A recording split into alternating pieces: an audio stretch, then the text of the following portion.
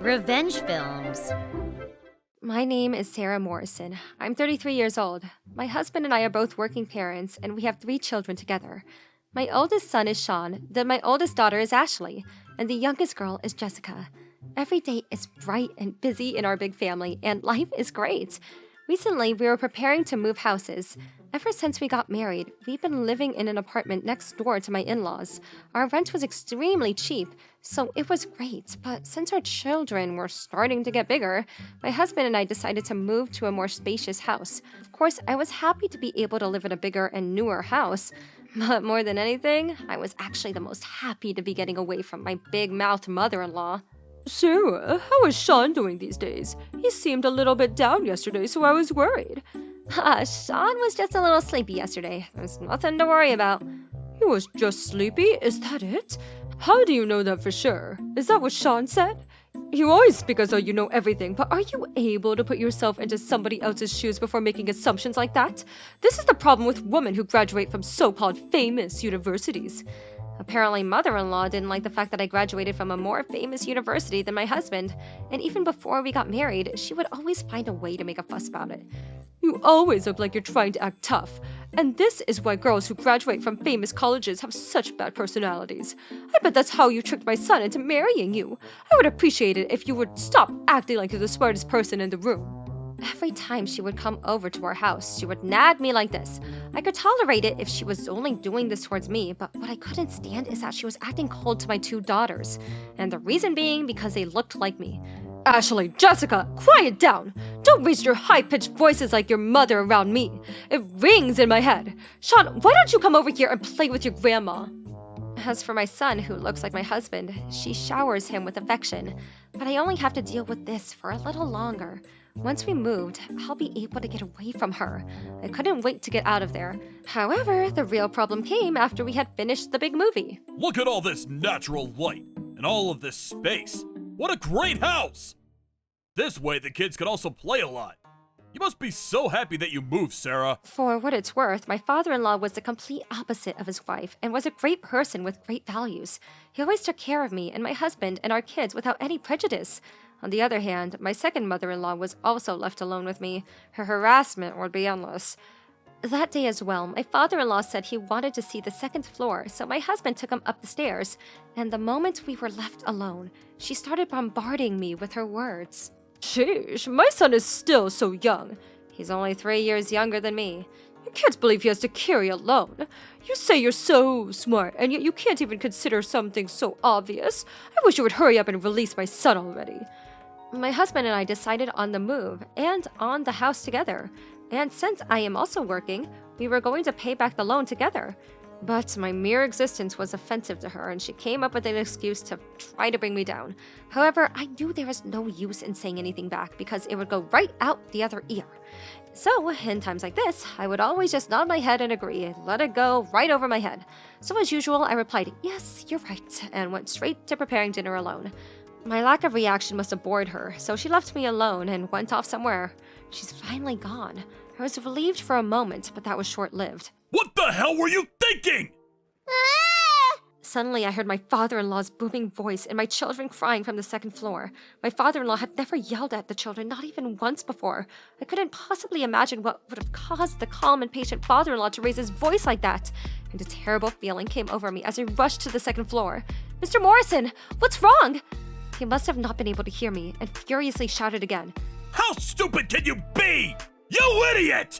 With the children all crying in front of him. "Mr. Morrison, I'm sorry, did the children do something?" He finally realized that I was standing right behind him, and my father-in-law turned around and made eye contact with me. Sarah, I'm so sorry. My stupid wife said something unbelievable to the children. He said as one frowned and sunk his shoulders. Oh dear, I didn't say anything. He was just misunderstanding. My mother-in-law nonchalantly opened her mouth, but her husband raised his voice again with great force. I told you not to speak anymore! Shut your mouth! He yelled at her so directly that even my mother-in-law fell silent. My father-in-law then turned to me to explain what happened. Firstly, he clarified that he wasn't yelling at the children, but he was in fact yelling at his wife.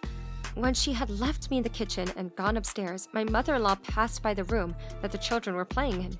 When the children noticed her, they invited their grandmother in. Oh, it's Grandma. Come play with us. My oldest daughter, Ashley, who was the first one to speak, but in response to her, Don't get it twisted. I only like Sean. You and Jessica look just like your mother, and I hate you both. That voice, your faces, every time you talk to me makes my skin crawl. So please don't ever talk to me again, my mother-in-law said, and then, Come on, Sean. Why don't you come over here? You can come live with your grandma and grandpa.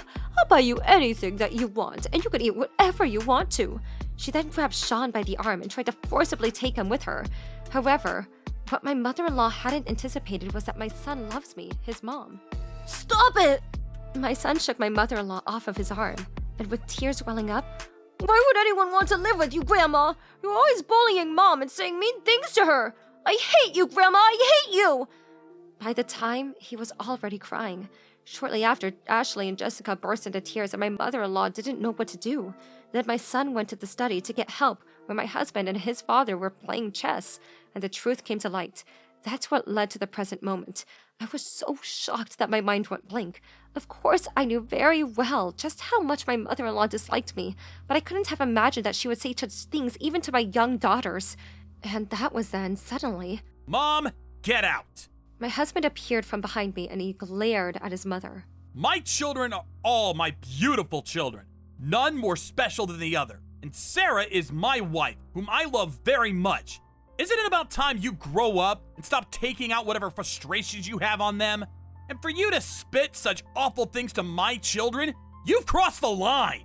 Don't ever come back to our house again, and we'll never let you see our kids for the rest of your life. No, how could you? I was only doing what was best for you. When will you ever learn? You owe the children and Sarah an apology. Ouch, stop that! I know I keep saying this, but my father-in-law was truly a very calm and kind person. He was never the type to even lay a hand on anyone, much less his wife, but the scene in front of us may have traumatized my children. That's how angry he had become. I'm so sorry for everything, Ashley. Jessica, there's something wrong with your grandma. Don't worry, I won't ever bring her back here again. I'm sorry. My father-in-law apologized over and over again to us as he dragged his wife out the door. That day, I spoiled my daughters and my son more than ever. I took them to eat some cake and let them watch over their favorite movies. I wanted them to forget that this day ever happened. A few days later, my husband went to his parents' house to speak to them, but I was only telling the truth. You should get rid of a woman like that and come back here. You'll only be unhappy living with someone like that. my mother-in-law's attitude hadn't changed one bit, and both my husband and his father lost it. I've been bothered by your bad attitude for a while now, but I was tolerating it because you're my mother. Now that you've gotten my daughters involved, though, I don't want to see your face ever again. Don't ever come near my family again. I'm cutting off all ties with you starting today. What are you saying? Do you have any idea what I've gone through to raise you? I have something to say to you, too. I'd hoped that, with the birth of our grandchildren, you would become a good grandmother, so I turned a blind eye to your bad attitude. But no matter how old you get, it seems like you're never going to change. And after all these years, I've had enough of it. Even though we're at this age, I'm divorcing you. I can't stand the thought of sharing a gravesite with you. Shortly after, my in-laws got divorced, and now my father-in-law lives with us. At first, he refused and hesitated, but we desperately convinced him, and he finally agreed to move into our new home. There's a part of me that feels bad for her, having to live alone at the age and spend the rest of her life without a family. But I'm reminded of the many opportunities she had to make things right, none of which she took. She only has herself to blame.